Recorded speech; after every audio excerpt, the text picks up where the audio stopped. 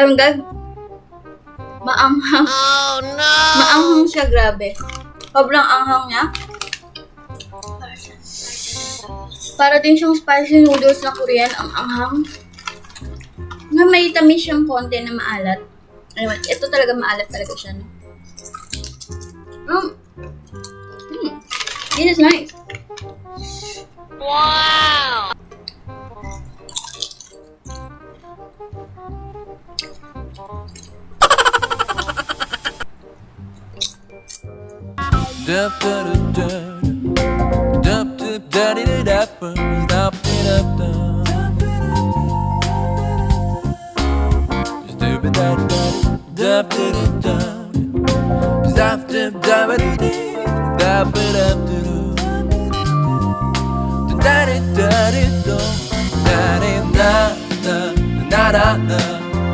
Hi Wonders! Welcome back to our channel. This is Fe. Miss Naz? Ayan, alam nyo na kung bakit siya nandyan because mukbang ang iaano natin. Hindi naman ito mukbang guys, so review. Ayan, ibig sabihin pagkain itong edition na episode natin for today.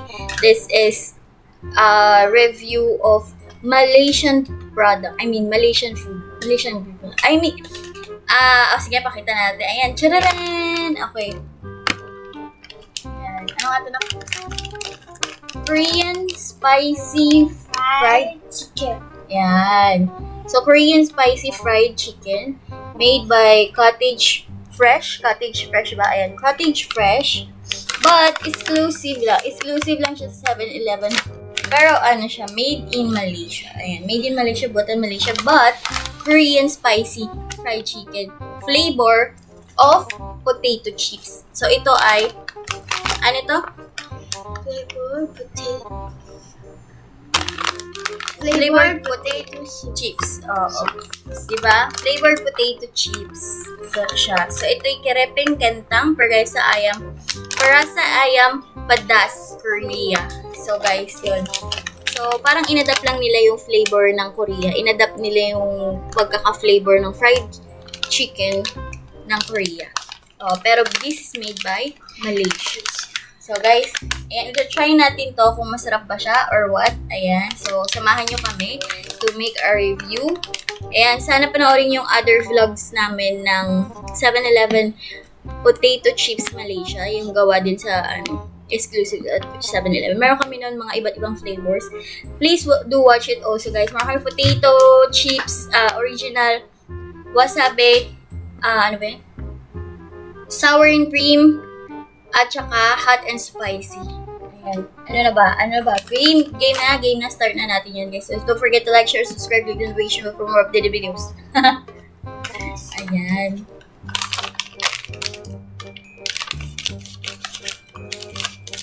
Wow. Oh, okay.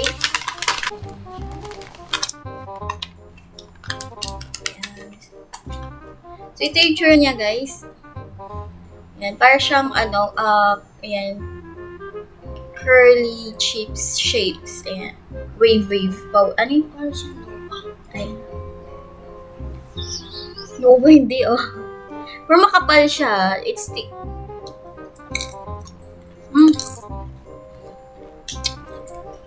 Medyo matigas. Hindi yung siya, crunchy. Pero yung pagka-crunchy nga, matigas talaga, medyo brittle yung, chips.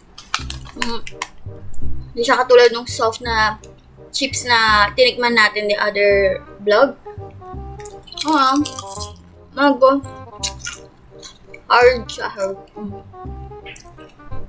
Ewan gag, maanghang. Maanghang siya, grabe. Sobrang anghang niya.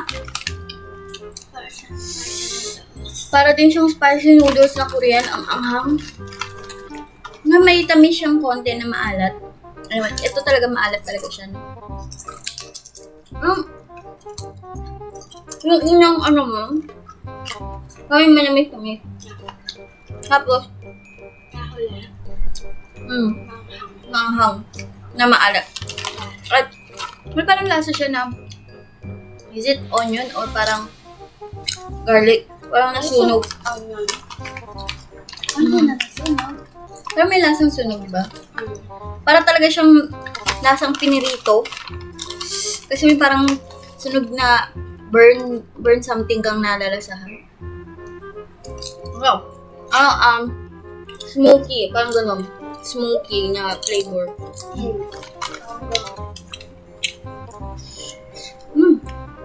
Sarap. Pero talagang thrill lang kainin kasi it's so spicy. Yeah, spicy. Spicy talaga. Wow, Yung kinain natin na Yung kinain natin na...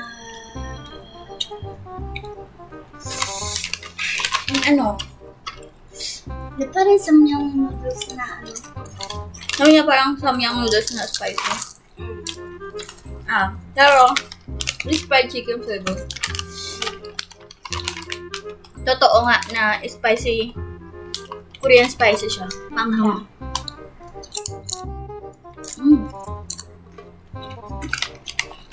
Pero hindi mo siya mapigilang hindi kainin. Nang kainin. Kasi masarap. Though mas maanghang siya, masarap siya. Yan. Product of Cottage price. Sabi nga dito, time for a K-food craze. Oo, kasi uso ngayon ng Korean food, di ba? So talagang inadapt talaga nila yung flavor ng Korean. As the new wise Cottage fries, Korean spicy fried chicken flavor is in town. The crinkle cut pala tawag doon. Crinkle cut chips are now infused with the taste of crispy Korean fried chicken. Ang talaga.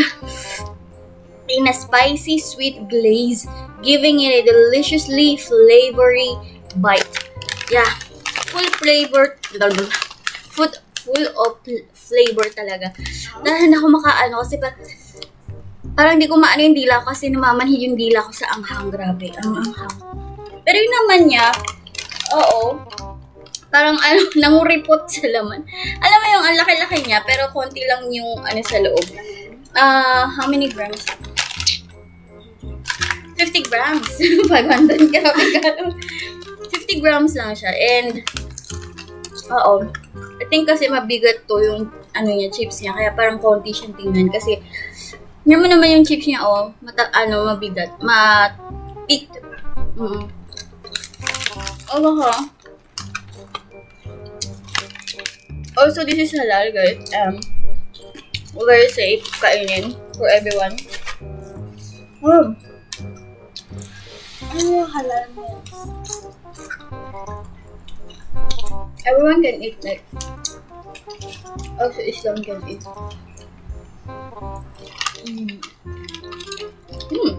This is nice.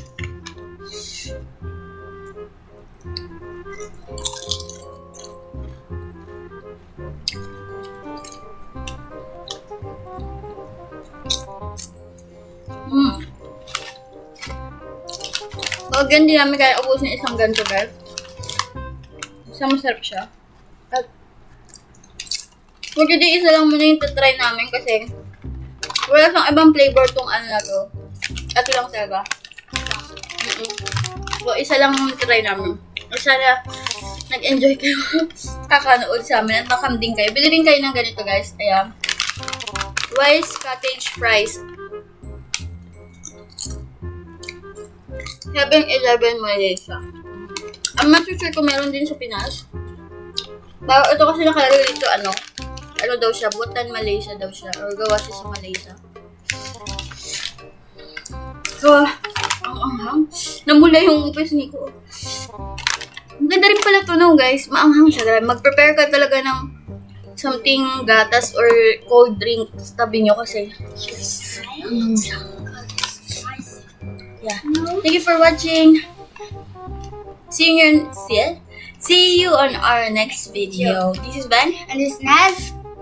And of course, spread love and peace. God bless us all. And peace be with you, everyone. Bye.